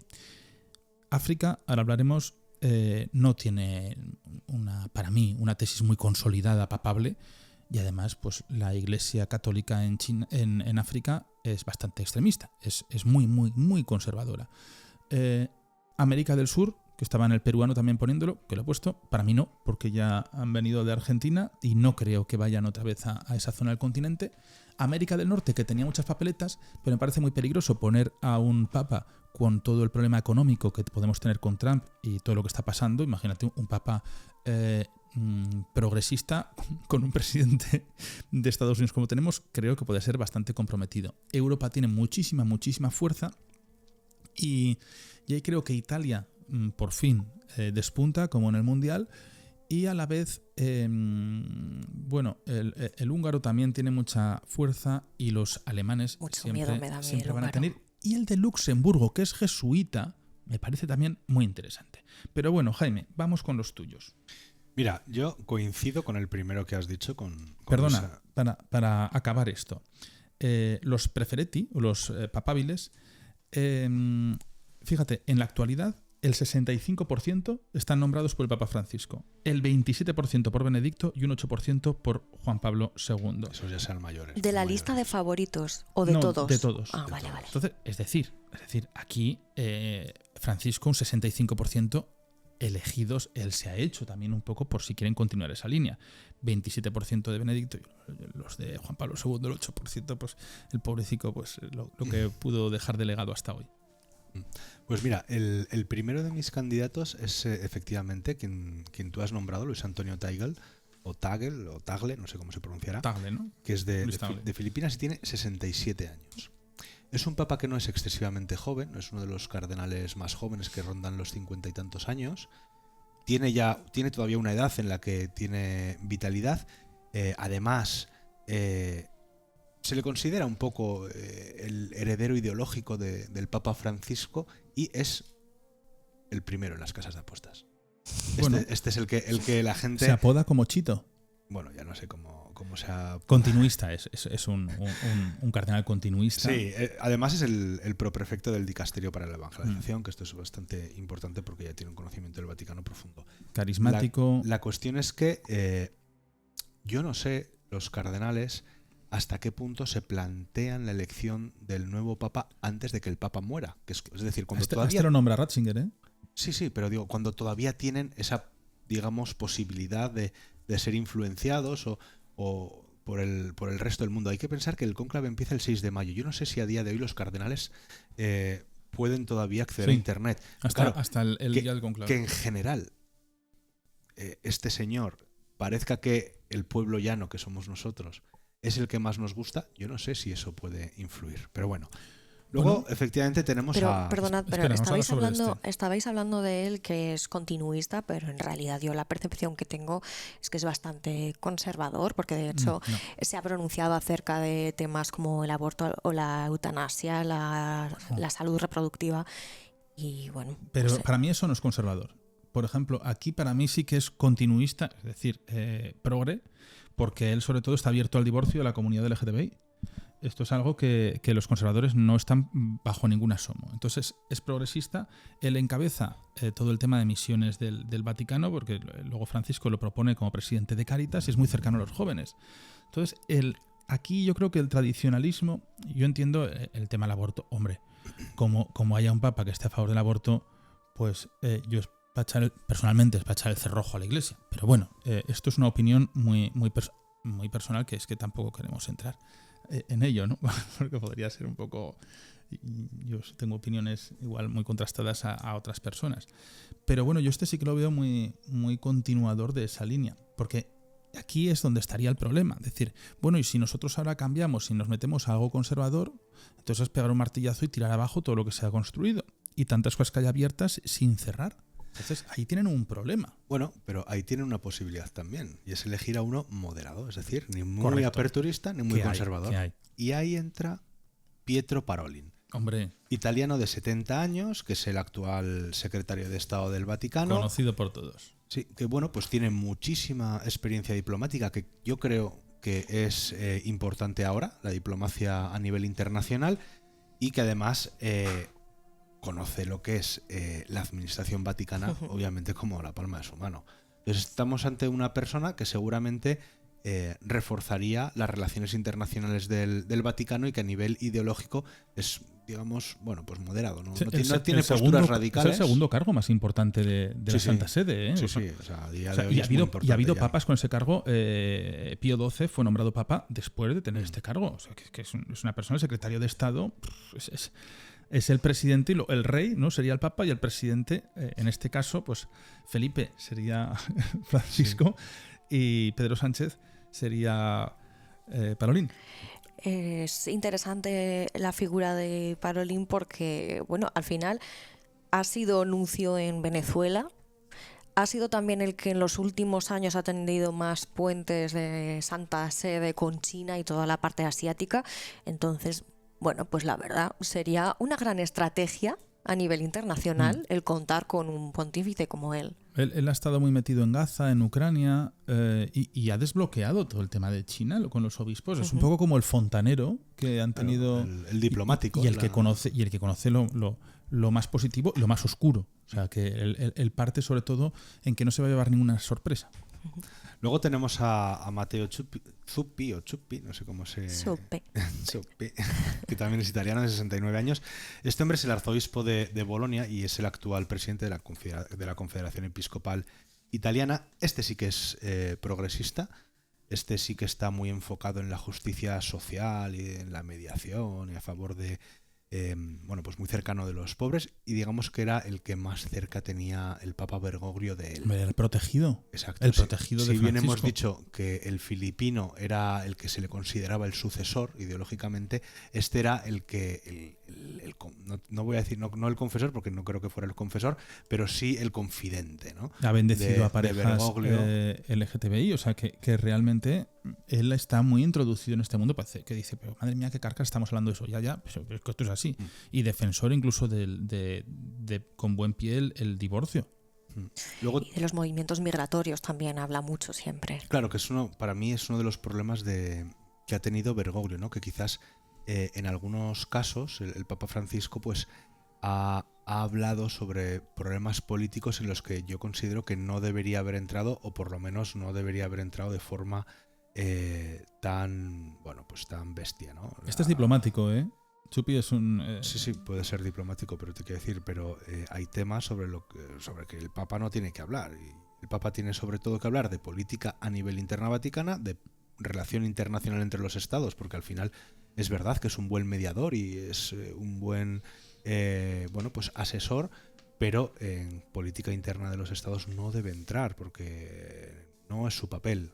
O sea, no debe hacerlo. Es como si el presidente de Francia nos dijera a nosotros lo que tenemos que hacer. Hombre, pues mire, no, gracias, pero no. Entonces el Papa a veces confunde un poco esa labor de ser asesor político a nivel internacional en cuanto a la ética y a la moral, y por supuesto todo lo que es la ideología cristiana católica, con el asesoramiento o inmiscuirse en problemas políticos más graves, ¿no? Por ejemplo, pues el tema del ecologismo, pues lo siento mucho, pero el señor Papa, desde mi punto de vista, no tiene que hablar sobre ecologismo.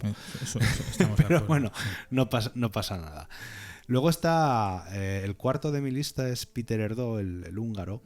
Tiene 72 años, este es arzobispo de Budapest, y este sí que es tradicionalista y además muy defensor de la doctrina conservadora. Sí que tiene muchos apoyos en Europa del Este, y además es un canonista muy destacado. Aquí se considera el cardenal más culto de los que tenemos, y es el conservador mejor situado que ahora mismo tenemos. Habla 7 idiomas. Volveríamos un poco a lo que fue Ratzinger, ¿no? O sea, un tío, un auténtico coco, o sea, un tío realmente formado, inteligente, pero que sí que es verdad que en sus planteamientos doctrinales y sus planteamientos de la fe pues son mucho más conservadores que lo que hemos tenido con Bergoglio. Mira, este es muy importante porque esos 7 idiomas, pero uno de los que mayor conocimiento tiene y es bilingüe es con el ruso. Y es la línea directa con el patriarca de Moscú. Entonces, para todo conflicto, claro, aquí estamos con esa geopolítica y esa importancia también política que tenemos en la Iglesia. Si alguien quiere intervenir y poder apaciguar cualquier tema con Rusia, estaría Erdó, además era un hombre cercano a Juan Pablo II, es el arzobispo en Budapest. Y hay una cosa muy curiosa. Fue doctor honoris causa en la Universidad de Navarra en 2011. Lo tenemos por aquí cerca. Bueno, y uno de los mayores expertos en derecho canónico de toda la historia de Hungría. O sea que, bueno, profesor de la Universidad Georgiana, que es la más prestigiosa del mundo pontificia. Es un tío. ¿Será conservador? Sí, pero preparado, tela. Ya, lo que pasa que a nivel europeo, por ejemplo, pues sí que es verdad que no sigue los valores o la moral que se está intentando defender, ¿no? Pues porque además está muy próximo al gobierno de Orbán en Hungría, y claro, pues sabemos que son políticas de anti-inmigración, en fin, esto a nivel europeo yo no sé si sería visto con buenos ojos. Bueno, es que muchos vienen con su política de anti-inmigración, muy potentes, sobre todo todos los africanos. Sí, bueno, el siguiente, de hecho, el quinto en mi lista es Peter Tarson. Este no lo tengo yo muy localizado. 76 años, de Ghana. Este fue, bueno, es a día de hoy el exdirector del Dicasterio para el Desarrollo Humano Integral. Promueve la ecología económica, es quizás más moderado que el siguiente africano del que hablaremos. Y sí que es verdad que este es bastante respetado en África, pero el otro día oía a un vaticanista hablar y lo cierto es que a día de hoy los africanos todavía no tienen, digamos, un cardenal que tenga pues mucha repercusión a nivel internacional. Tienen gente buena, pero todavía quizás no tienen ese carisma, ese conocimiento a nivel internacional como para nombrarlos papa, ¿no? Con lo cual va a ser muy complicado, muy complicado que tengamos un papa africano o que un papa africano salga de este cónclave, ¿no? Además, este hombre promueve la ecología y la justicia económica, pero sin embargo también tenemos que combina el progresismo con la ortodoxia. O sea, es una mezcla un poco totum revolutum este señor, pero sí que es verdad que en África, en el continente, es bastante apreciado. Yo personalmente también lo descarto, pero oye. ¿Tú, Silvia, tienes algún candidato para ti? No, bueno, a ver, ¿vamos a decir nuestras preferencias? Sí, vamos a seguir con el de Jaime. Sí. Jaime, por favor, si eres tan amable. Bueno, el sexto, perdona, que no sabía si queréis seguir. El sexto sería Jean-Claude Hollerich, de Luxemburgo. Tiene 66 años. Bueno, es bastante progresista y además está bastante abierto a las reformas en la Iglesia. Sobre todo una cosa que a mí me parece fundamental, y eso sí que es verdad que yo lo apoyo, que es el diaconado femenino. O sea, yo sí que considero que hay que romper ya esa barrera, otras no. Por ejemplo, pues otras. Pero esa en concreto sí. O sea, yo creo que una mujer puede perfectamente dar misa y no pasa absolutamente nada. Yo lo quitaría porque este hombre lo que pasa es que también, jesuita también. Entonces la repetición es complicado. Pero claro, bueno, oye, podría darse.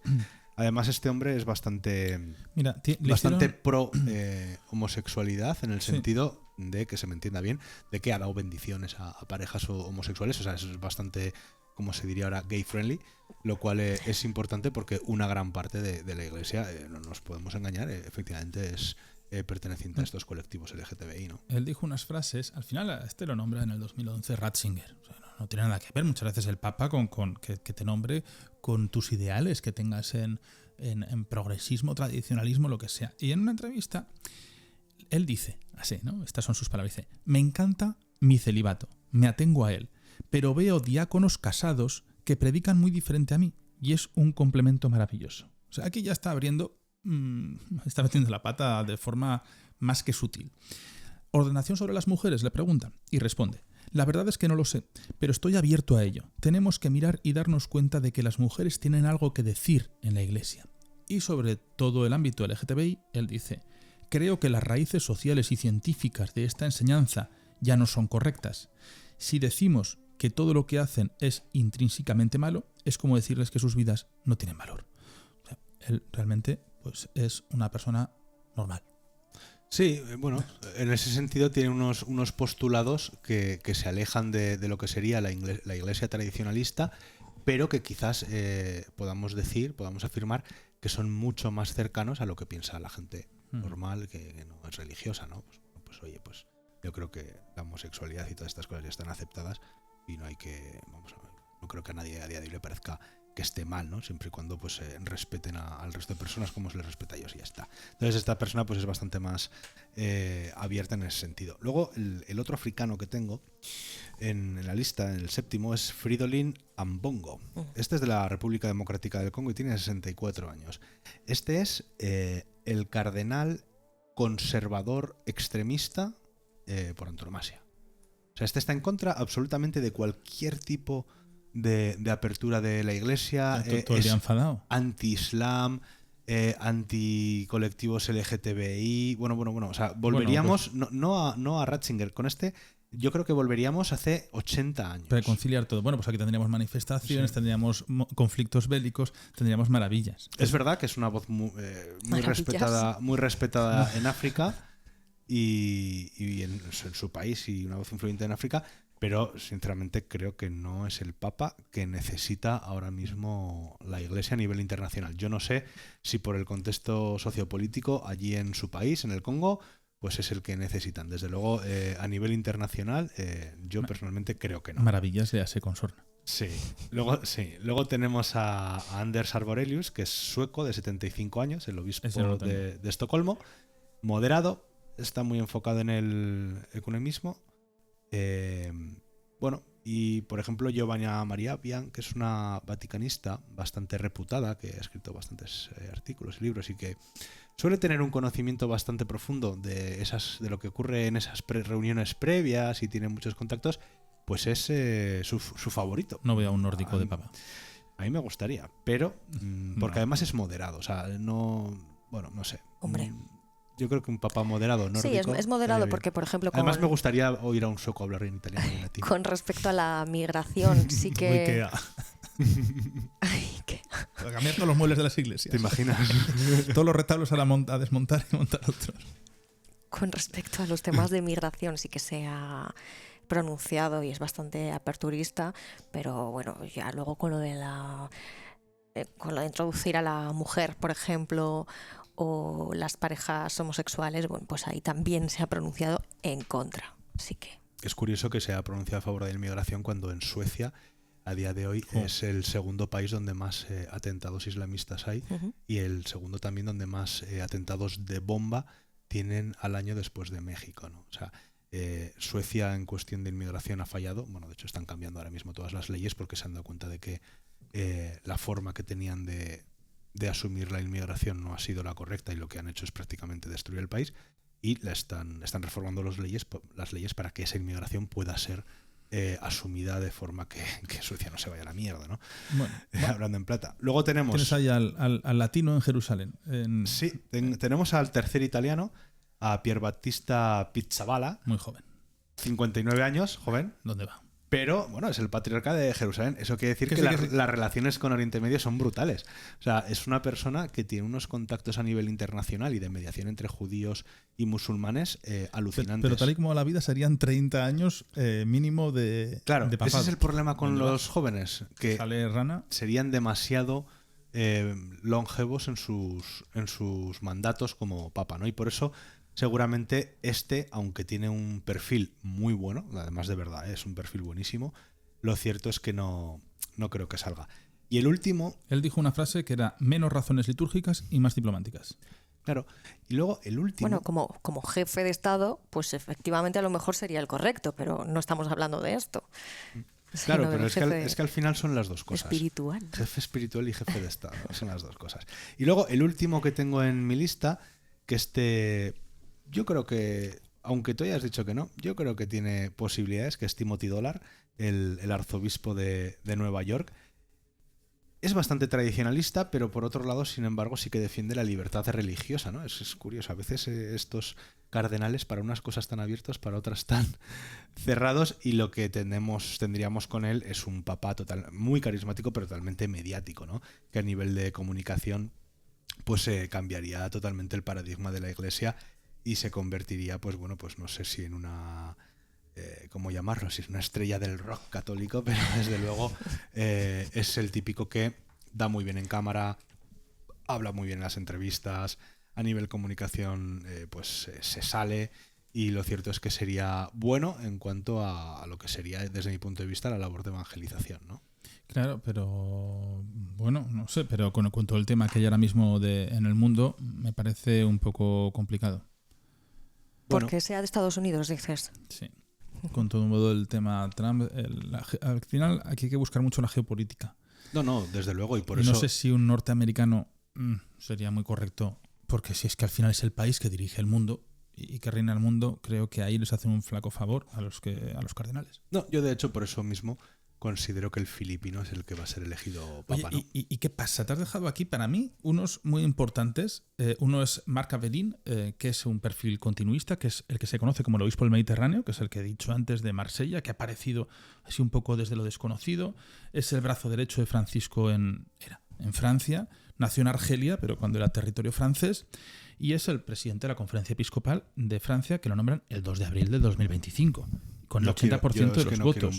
Un papa francés. Ya, bueno, pues ojo, no te pongan un británico. Alineado objetivos con Francisco y, bueno, profesor de teología bíblica. Pasa que es muy reciente cardenal, es del 2022 y es un gran dialogante. Y luego tengo a Angelo Begnasco, que es el que se conoce como el freno al reformismo. Ya es bastante mayor, tiene 80, arzobispo de Génova, la línea dura, inflexible con celibatos, divorcios, llegó a ser amenazado de muerte, recibió balas en su casa, manifestaciones. Nada, este señor nada. Fotos con esvásticas, bueno, pero es uno de los que había así casi como... Con eso de las fotos con esvásticas, ¿te refieres a que se las mandaban a él? Se las enviaban, claro. Que nadie piense que este hombre... No. Luego tengo a Carlos Castillo Matasoglio, que este es el perfil reformista, que es el de Lima, Perú, es el arzobispo de Lima. Pero claro, al final pues venimos con lo mismo, ¿no? Muy alineado a la misma zona. Dudo yo mucho, que no me parece muy papable, pero por lo menos no es descartable. Y ¿Este es de los jóvenes o pues sabemos? Yo creo que no será muy mayor. No tengo aquí la edad. Apenas tendrá 70 años. Pero claro, este era muy incómodo, es verdad, para las clases altas y el abuso de poder, porque no es diplomático. Este se enfrenta, va directo. Y organizó unas muy gordas con diferentes estilos pseudo iglesia. Un poco como Bergoglio, ¿no? Sí. Y luego, por supuesto, el que tanto se está hablando, que tantos vídeos encontramos, como es Robert Sara. Este tío que es el fiel heredero de Ratzinger, de Guinea, en Ourús en 1945, ese Papa Negro que todos estamos viendo, ¿no? Y que tanto se está comentando. Bueno, es una línea que a mí no me convence en absoluto, es muy tradicionalista, muy conservador. Es defensor de la liturgia tridentina, es ese que ha ido con boina, que hemos estado viendo con boina, cómo se acercaba a la Santa Sede. La liturgia tridentina, que es ad orientem, es decir, hacia el este, que esto era liturgia, bueno, pues que quedó un poco abolida con el Concilio Vaticano II, es muy bonita, es preciosa, pero son cosas que han quedado un poco anticuadas.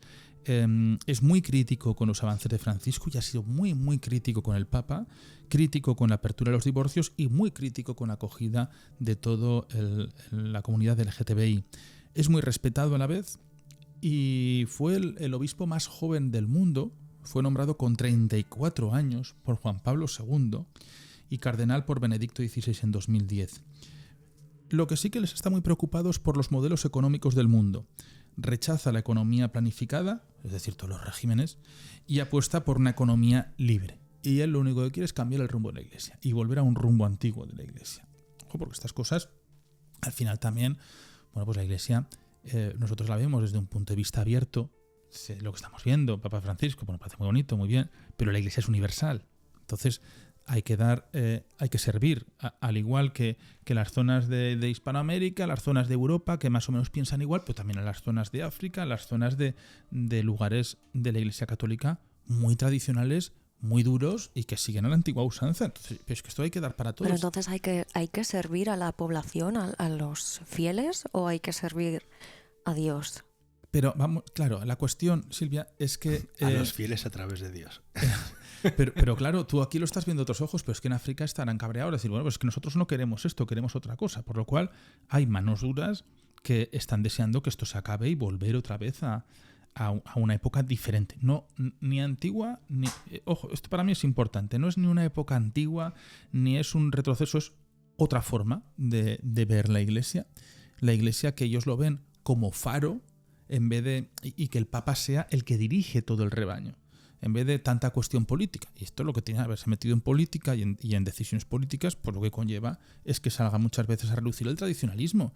Cuando tú has estado muy metido en izquierda o derecha, pues el siguiente que viene decide centro o deciden directamente cambiar, que es y menos mal que no permiten que votemos todos los bautizados.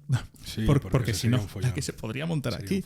Pero bueno, que al final pues el colegio cardenalicio están todos y hay gente pues también muy cabreada.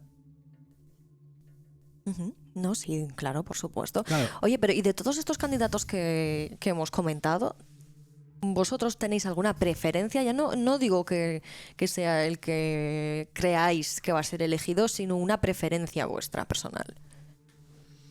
A mí me gustaría el Parolin, Pietro Parolin, porque al final me gustaría porque es gran conocedor de todo lo que pasa.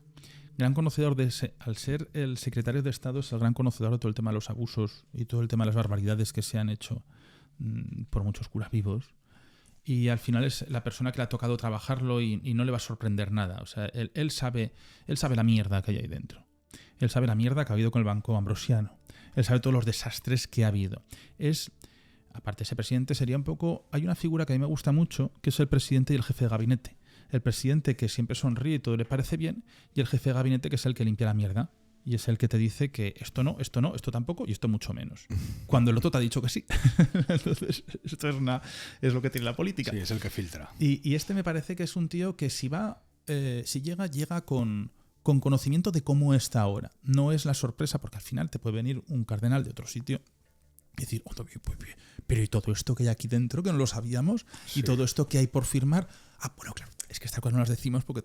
Entonces, si él decide, si a él lo votan y decide ser papa, yo creo que lo asume con todas las consecuencias, sabiendo una continuidad. No tiene por qué ser en esta persona, para mí, no es una continuidad, porque él es equilibrado, no es un continuista como tal. Entonces no sería voy a seguir esa línea, sino yo sé lo que hay y a partir de aquí voy a hacer algo consensuado, ni para unos ni para otros.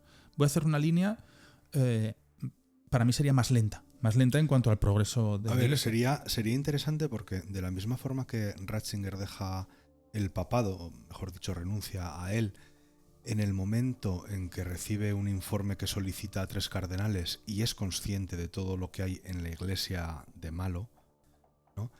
Y ese informe, él renuncia y se lo deja a Bergoglio, y Bergoglio se lo encuentra y dice, bueno, todavía soy joven, entre comillas, voy a intentar luchar contra ello. Es por ello que el Papa se ha pronunciado tanto contra la pederastia y todo esto, ¿no? Y ha pedido perdón y eso, porque es una de las cuestiones que recogía ese informe. Entonces, aquí tenemos a un Papa que no se va a encontrar nada que no sepa. Es decir, todo lo que haya podido pasar, todo lo que Bergoglio haya podido dejar escrito para el siguiente Papa, secretos de Estado, por supuesto, todo lo sabe. Con lo cual, es un Papa que sería perfecto para terminar de limpiar. O sea, preparado para la actualidad. Sí, lo que Bergoglio no haya podido limpiar. Es verdad que no será un Papa que, desde mi punto de vista, igual me equivoco, tome a cabo determinadas decisiones o determinadas acciones que sean rompedoras. Sí, más aperturista no creo. ¿Sabes? Que sea. O sea, será, digamos, un poco en plan, vale, estamos aquí, estabilidad mientras dejamos pulcra la casa de Dios y luego ya vendrá otro que irá para arriba o irá para abajo. A nivel de aperturismo o de tradicionalismo. Pero sí que considero que a nivel político estadístico, que creo que la Iglesia a día de hoy lo necesita, es un candidato perfecto. Siempre ha votado la Iglesia de... Además hay otra cosa. Todas las profecías dicen que el día del juicio final vendrá después del Papa Negro, cuando esté Pedro el Romano. O sea, aquí tenemos a Pietro. Italiano. Y el Papa Negro ya... Escúchate, te ríes, pero está todo internet lleno de hilos sobre esto. Que tiene que ser este hombre para que se cumplan las profecías. Pero, que al final la Iglesia, cuando vamos a ese conclave, habitualmente, si ha habido un extremo más marcado que otro, o se queda en medio o se pasa al otro. Eso ocurrió con Juan Pablo II. Juan Pablo II, muy aperturista, entonces dicen, bueno, vamos a coger a alguien de la casa que calme muchas veces estas aperturas. Llegó Ratzinger. Cuando ven que Ratzinger pues, estaba muy anclado en esa... Un grandísimo intelectual, un grandísimo intelectual que la mayoría de los cardenales lo tienen como si fuese un padre de la Iglesia, San Agustín, o sea, con sus libros como lo principal. Bueno, pues ese tradicionalismo, ese clasicismo en la Iglesia dice, venga, vamos a volver a abrir un poquito, ¿no? Es como vamos dando cada X años. Fíjate que hay un dato curioso sobre Ratzinger. Hay un dato curioso sobre Ratzinger y es que dejó escrita una postal que envió a un posadero cuando hizo el Camino de Santiago, 5 años antes de ser elegido papa, y está comprobado por un perito caligráfico que es su letra. Firmaba como Ratzinger, no me acuerdo cómo se llama, era un nombre raro, Ratzinger, futuro papa Benedicto XVI. Y eso existe y está comprobado. De hecho, antes es que... Bueno, que sepas que Ratzinger estaba ya predestinado a ser papa. O sea, ese no vino con sorpresas. Incluso el Papa Francisco sí que vino con sorpresas, ¿eh? Mira, aquí tienes la postal, ¿ves? Que la envió a Hospitalero Alfredo. Claro, el hombre no sabría más datos, ¿no? Sobre quién le albergó. Albergue Municipal de Peregrinos en Molinaseca, León, España. Entonces le firma, al final le pone Joseph Ratzinger y pone en español, porque la carta entera la escribe en español. Esto es del 24 de julio del 2000. Futuro Papa Benedicto XVI. Bueno, supongo que al final todos fantaseamos, sí, ¿no? O bromeamos. Ya tenía 5 años antes pensado el nombre y todo. Pero mira, Benedicto XVI fue... cuarta votación, cuarto escrutinio. Mira, para saber un poco los que iban y venían, ¿no? Fíjate, y Bergoglio la quinta. Fíjate el Bergoglio, que el primero, aquí tenemos una estadística, no estaba prácticamente en las apuestas de los principales. Y al final, en la quinta, es el amarillo más potente. Fíjate, Pío XII a la tercera, es decir, él estaba muy claro que iba a salir. Juan XXIII, el pobre, este sí que no iba por ningún lado. 11 votaciones con Juan XXIII, que era el inesperado. Pablo VI, no podía ser otra forma, en la sexta. Juan Pablo I a la cuarta. Juan Pablo II a la octavo escrutinio. Juan Pablo II, que tampoco estaba muy esperado. Benedicto XVI a la cuarta y Francisco a la quinta. Y eso que Francisco tampoco era uno de los grandes esperados, pero sí que hizo una labor Benedicto XVI por intentar formar para que él y hablar con sus séquitos para que intentasen que él fuese. Si no, no lo hubiesen votado ni de casualidad, por mucho que dijeron que a la muerte de Juan Pablo II ya estaba él como posible candidato. Bueno, no, porque hubiese sido continuar la línea de esa forma. Bueno, el mundo de la Iglesia hay que entenderlo. Y el mundo de la Iglesia, pues como bien decimos, es universal y tiene que dar palos para todos y gusto para todo el mundo. Silvia, opinión. Bueno, para mí la verdad es que también Pietro Parolin es mi... Como cardenala. Como cardenala, sí. Algún día. Creo que sería el papa del consenso, el que sea secretario de Estado para mí es clave y pues efectivamente creo que puede estar a caballo entre pues los moderados, los conservadores. Me parece que cumple todo, tiene una edad fantástica con 70 años, así que es la mejor baza para mí. Ahora, que me parece muy interesante también el de Jerusalén, porque, o sea, Pizzaballa. Pizzaballa. Es que tiene 50 y algo, ¿no? 59 creo que tiene. Me parece muy interesante, pero no porque a mí me gustase que saliera, sino porque, primero, me parecería una fantasía. Me parece que podrían ocurrir cosas bastante interesantes a nivel internacional, a nivel geopolítico en todo el mundo. Y luego, porque yo no sé si habéis visto la película de Cónclave, pero me recuerda mucho a esta película, así que la recomendamos absolutamente. En estos días es sin duda una película para ver. Bueno, pues la tengo que ver. Y algunos dirán, oye, no han dicho ningún cardenal candidato español. Bueno, el otro día hablaban de Cañizares. Pues espero que no, porque si no, Valencia, ¿no? Saldría con una capa de toda la plaza entera a la Venus Papam. Cañizares, sí, el segundo portero de Valencia, es el arzobispo de Valencia. bueno, no, un poco ausente en carisma. Y es que la toma de posesión de Arzobispo de Valencia fue tremenda. Es que puedes buscar fotografías, por favor, Jaime, mientras te cuento un par de cosas. Sí, busca Antonio Cañizares. Fue una de las... Bueno, pues al final esa forma de revestirse, esa forma que él tiene un tanto antigua, ¿no? Y bueno, él aparece siempre pues con esas formas de capas, ahí lo tenemos, ¿no? Cómo se las tienen, le iban sosteniendo la capa al vuelo. Bueno, pues aquí sí que iba un poco antiguo. Y para mí, si hubiese un candidato español, ojalá, y le mandamos un fuerte abrazo, porque sé que hay veces que sí que escucha este programa que es Abismo, como es Monseñor Juan José Omeya, el ex cardenal de Barcelona, de Cretas, de Teruel, buen amigo, y lo sé porque una vez hemos hablado de Abismo, así que sé que está al tanto. Bueno, Silvia, ¿listo? De verdad que insisto en esta película, ¿eh? Y además, si tampoco ha visto la gente Las sandalias del pescador, creo que son 2 films que ejemplifican muy bien todo el documento que nos has leído de la Santa Sede para la elección del nuevo Papa. Se ve... Hay cosas actualizadas, obviamente, en la de Cónclave, que es del año pasado, bueno, de este, ¿no? Del 25, del 25, sí. Ahí se puede entender y se puede ver paso a paso todo el proceso de elección y de este maravilloso cónclave, este momento histórico. Yo pienso además que sí, que estamos ante un cónclave absolutamente histórico, con una humanidad muy compleja y con una pugna política como hacía mucho tiempo que no había. Sí, yo de todas formas... Ahora todo el mundo, todo el universo quiere tener poder. Antes no, antes durante era el residuo, últimamente fue Estados Unidos y Europa, y antes pues durante era Europa. Bueno, lo que había, por eso Italia se quedaba... Bueno, es que antes hay que recordar que los Medici no sé si pusieron a 7 papas o más. ¿Y los Borgia?